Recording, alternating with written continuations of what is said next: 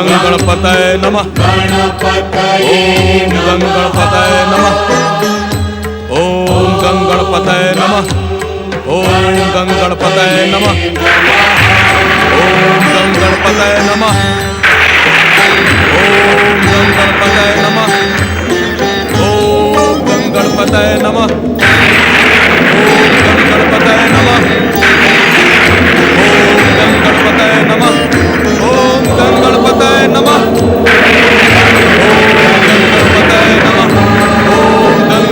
नमः। ओम गं गणपतये नमः। ओम गं गणपतये नमः। ओम गं गणपतये नमः। ओम गं गणपतये नमः। ओम गं गणपतये नमः। ओम गं गणपतये नमः। ओम गं गणपतये नमः। ओम गं गणपतये नमः। ओम गं गणपतये नमः। ओम गं गणपतये नमः।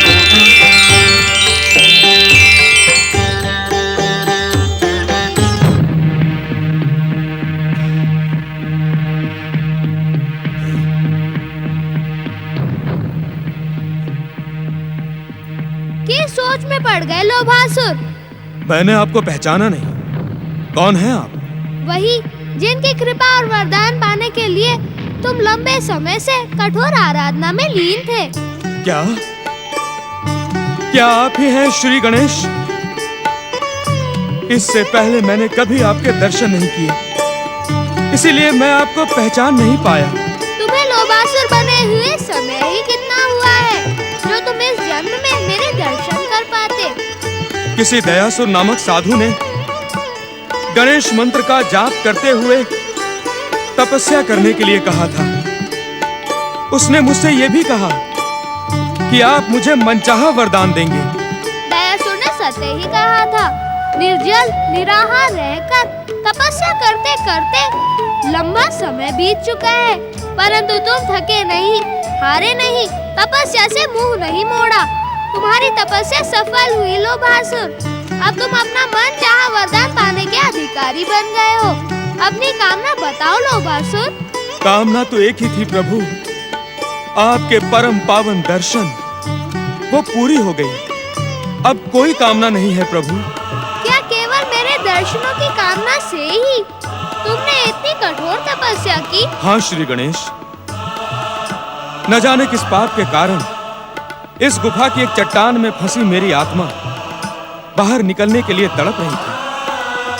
आत्मा से बार बार आपकी आराधना के स्वर निकल रहे थे, परंतु मुझे आराधना के विषय में कुछ नहीं मालूम। धन्य हो उस साधु महाराज दयासुर का।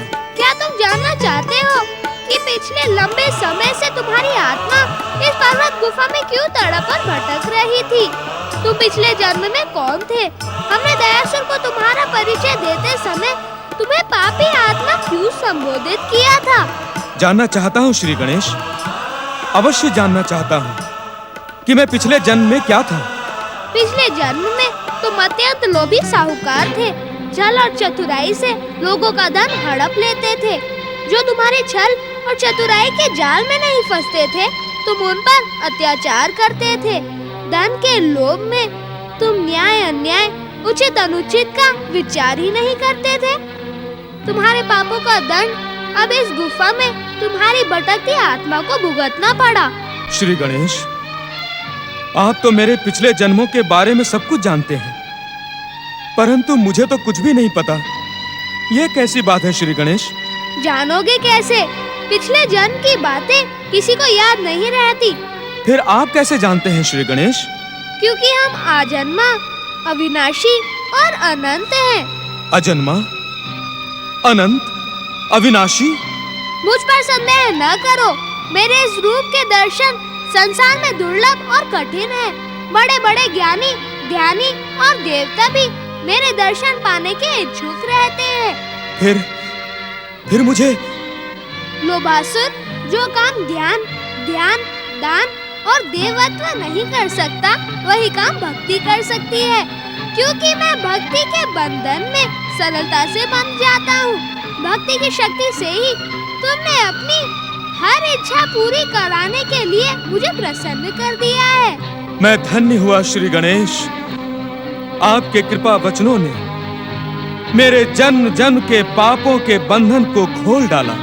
लोभासुर, मुझसे भी पहले तुम्हें उस गणेश भक्त महिला को धन्यवाद देना चाहिए जिसने तुम पर दया करते हुए असुर बन जाने का शाप दिया था।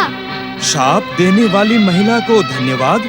हाँ लोभासुर, उसके शाप के कारण ही तुम्हें न केवल गणेश भक्ति मिली अपितु मेरे दर्शन भी मिले। अपने पिछले जन्म के बारे में सुनकर मेरा मन पिछले जन्म के विषय में जानने के लिए छटपटा रहा है। कृपा करके मुझे वो सब कुछ बताएं जिसके कारण मुझे लोभासुर बनना पड़ा। अवश्य। पिछले जन्म में तुम्हारा नाम चेतराम था। प्रतिदिन के समान तुम उस दिन भी अपने घर में बैठकर मुद्राओं की गिनती करके प्रसन्न हो रहे थे। 83, 84, 85, 86, 89। ओह, फिर भूल हो गई। फिर से गिनता हूँ।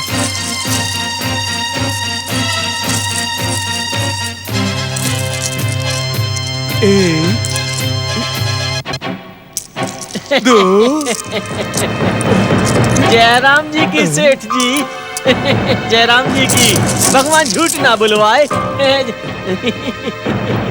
मुनिम सत्यभान, मैंने तुमसे कितनी बार कहा जब मैं अपना धन गिना करूं तो तू सामने मत आया कर। अरे सेठ जी, गुस्से को थूकिए। बहुत सुंदर समाचार लेकर आया। समाचार नहीं, बहुत सुंदर वस्तु लेकर आया हूँ। वस्तु? कौन सी वस्तु? अरे वही जिसे देख करके आप बुढ़ापे में भी अपने आप को युवा समझने लगते हैं। सेठ जी, रमई किसान ने अपने खेत आपके नाम कर दिए हैं। खड़ी फसल को बेच करके 200 किन्नियां लेकर के आया हूँ। ये लीजिए और गिन लीजिएगा, फिर ना कहिएगा कि कहा नहीं।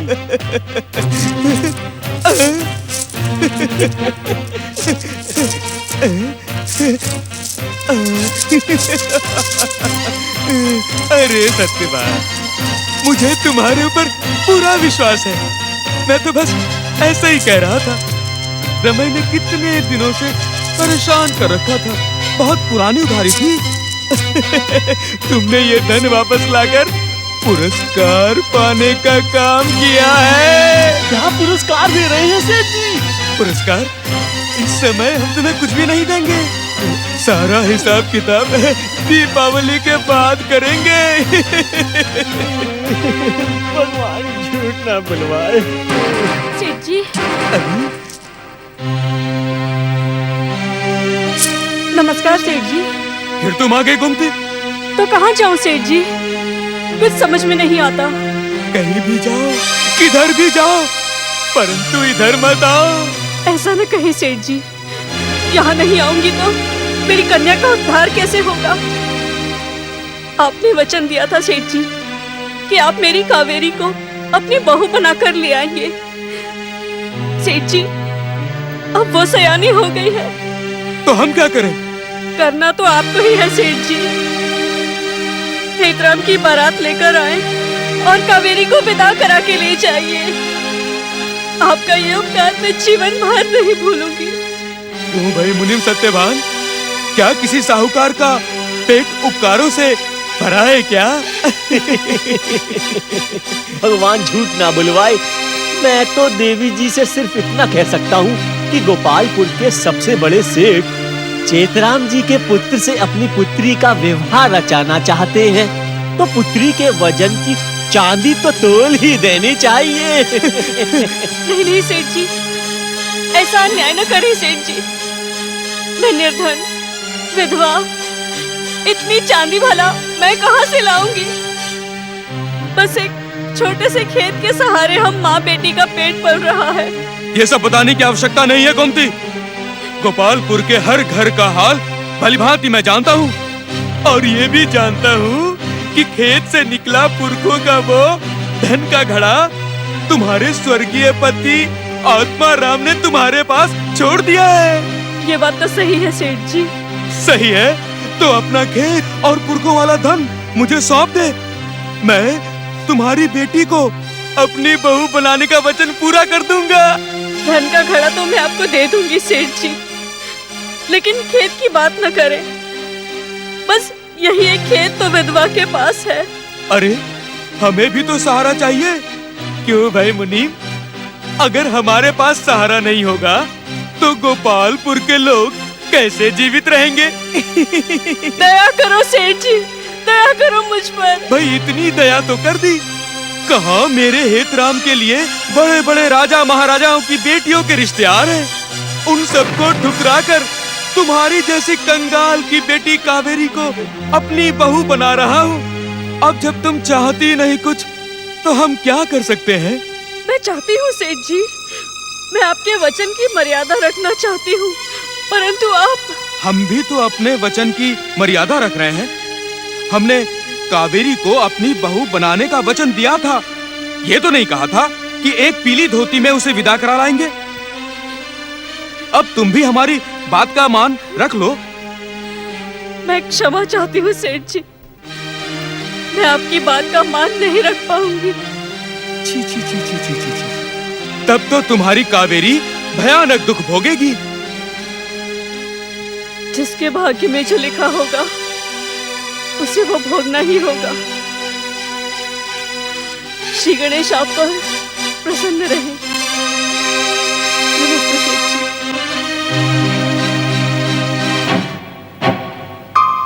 मुनीम, सत्यवान, आज ये यहाँ से रोती हुई गई है, कल नाक रगड़ती हुई यहाँ आएगी। सेठ जी, भगवान झूठ ना बुलवाए। मुझे नहीं लगता कि गोमती लौट करके आपके पास आएगी। वो आएगी मुनीम सत्यवान, जरूर आएगी, क्योंकि उसकी बेटी इस हवेली की सेठानी बनने के सपने देख रही है। वो अपनी माँ को मना लेगी। फिर क्या हुआ श्री गणेश? बेचारी गोमती लोभी चेतराम के सामने हार गई। करती भी तो क्या, और कोई रास्ता भी तो नहीं था। पुरखों के धन का गड़ा और अपना खेत सौंपकर उसने चेतराम के बेटे हेतराम के साथ अपनी बेटी कावेरी ब्याह दी। फिर तो चेतराम बड़ा प्रसन्न हो गया होगा।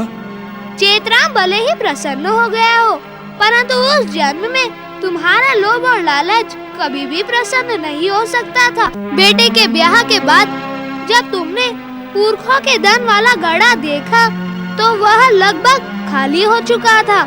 फिर क्या हुआ श्री गणेश? फिर क्या, लोभ और लालच के वश में होकर चेतराम ने कावेरी को अपने घर से निकालने का फैसला कर लिया।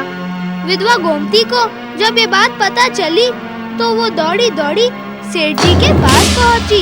ऐसा अनर्थ न कीजिए सेठ जी। सेठ जी, ये वो गुड़ नहीं है जिसे चींटे खा जाएं। चेतराम नाम है मेरा, चेतराम। आंसू तो क्या, तुम दोनों मिलकर आंसुओं की गंगा यमुना भी बहाओ, तब भी चेतराम पसीजने वाला नहीं। ले जाओ इसे यहाँ से। नहीं सेठ जी, ऐसा अत्याचार मत कीजिए। अत्याचार तो तुमने किया है मेरे साथ। मैंने क्या किया है सेठ जी? तुमने सेठ चेतराम के साथ छल किया है, धोखा किया है, पुरखों के धन का खाली घड़ा मुझे सौंप दिया। इसका दुष्परिणाम तुम्हें भुगतना ही पड़ेगा। अब तुम माँ और बेटी जीवन भर रोती रहोगी और तुम्हारी बेटी से कोई ब्याह नहीं करेगा। नहीं सेठ जी, नहीं।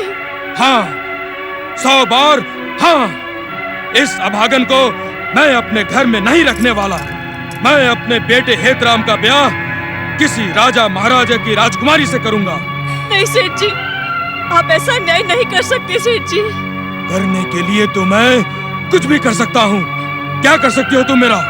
मैं तो केवल प्रार्थना कर सकती हूँ, दया की भीख मांग सकती हूँ। मेरी बेटी का जीवन बद से बदतर हो जाएगा सेठ जी। यही तो चाहता हूं मैं कि तुम्हारे जैसी छल करने वाली स्त्री के साथ ऐसा ही होना चाहिए। चली जाओ यहाँ से, चली जाओ। नहीं सेठ जी, मैंने कोई छल नहीं किया है। मेरी बात को विश्वास कीजिए, ऐसा अनर्थ न कीजिए। अनर्थ तो तूने किया है मेरे साथ, और दोष मुझ पर मर रही है। चल निकल, निकल यहाँ से। नहीं नहीं पिताजी, मैं यहाँ से तब तक नहीं जाऊंगी जब तक स्वामी लौट कर नहीं आएंगे। अच्छा, तो तू अपने स्वामी से मेरी शिकायत करेगी, निंदा करेगी। हो सकता है तुम्हारी चुगली करने पर तुम्हारा स्वामी मुझे मार भी बैठे, है ना? नहीं नहीं पिताजी, ये बात नहीं है। फिर क्या बात है? क्यों नहीं जाएगी तू यहाँ से? जाना तो तुझे पड़ेगा ही। पहले तो एक बार मान भी लेता, अब नहीं मानूंगा। अब तो तुझे जाना ही पड़ेगा। चल निकल, निकल यहाँ से, निकल यहाँ से, चल निकल। ऐसा मत कीजिए सेठ जी। निकल, निकल।